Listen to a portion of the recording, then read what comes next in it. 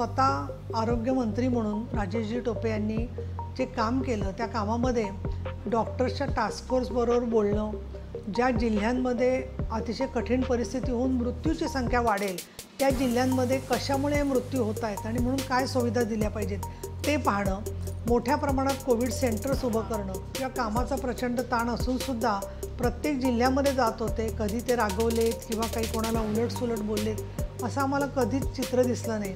एक हॉस्पिटल आहे पुण्यामध्ये की तिथे अचानकच पुणे महानगरपालिकेने सांगितलं की 100% हॉस्पिटल कोविडसाठी करा. पण तिथे ज्या गर्भवती महिला असतील ज्यांनी नावं घातलेली आहेत त्यांना तर त्या कुठे जाणार. मग अशाला जेव्हा आम्ही राजेशजी टोपे यांच्याकडे गेलो त्याबरोबर त्यांनी सांगितलं की या हॉस्पिटलमध्ये 80% रुग्ण हे कोविडचे असतील, 20% इतर रुग्णांना घ्यायला हरकत नाही. म्हणजे माणुसकी, काटेकोरपणा, संवेदनशीलता आणि आरोग्यविषयक जागृती ही सगळी कामं करून त्यांनी स्वतः आरोग्यमंत्री म्हणून कार्यभार सांभाळला. त्याचबरोबर आरोग्यदूत, आरोग्यमित्र, आरोग्य विषयातला नेता अशी त्यांना विशेषणं देत असतानाच मी असं म्हणेन की शरदराव पवार यांचंसुद्धा लक्ष आणि सातत्याने मार्गदर्शन राजेशजी टोपे यांना होतं. या संपूर्ण काळामध्ये विधान परिषदेचे उपसभापती या नात्याने जे जे मी निर्देश दिले की ज्या ज्या सूचना केल्या त्याची 100% त्यांनी अंमलात आणण्याचं देखील काम केलेलं आहे. आणि त्यामुळे मी त्यांना असं म्हणेन की महाराष्ट्रातल्या जनतेला संजीवनी देणारं नेतृत्व असं मी त्यांचं वर्णन करेन. त्यांना खूप खूप शुभेच्छा.